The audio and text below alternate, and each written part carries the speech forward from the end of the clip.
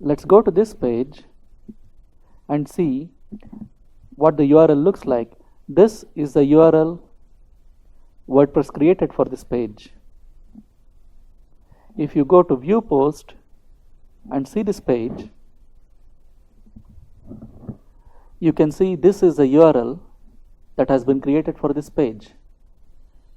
There's a question mark and this is the post ID.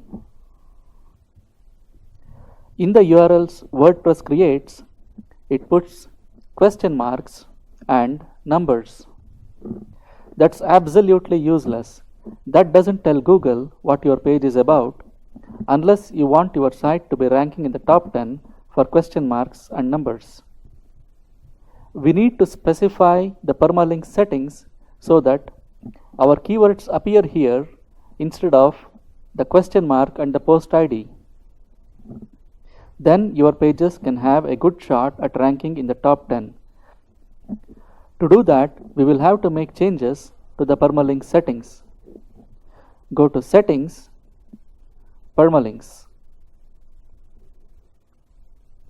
You see this list of common settings here. You do not want to choose any of the top 5.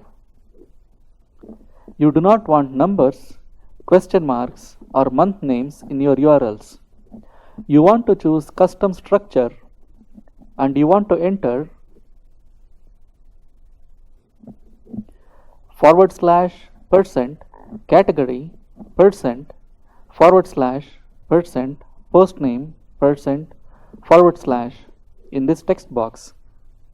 This specifies that the URLs will contain the category name and the post name, which is exactly what you want.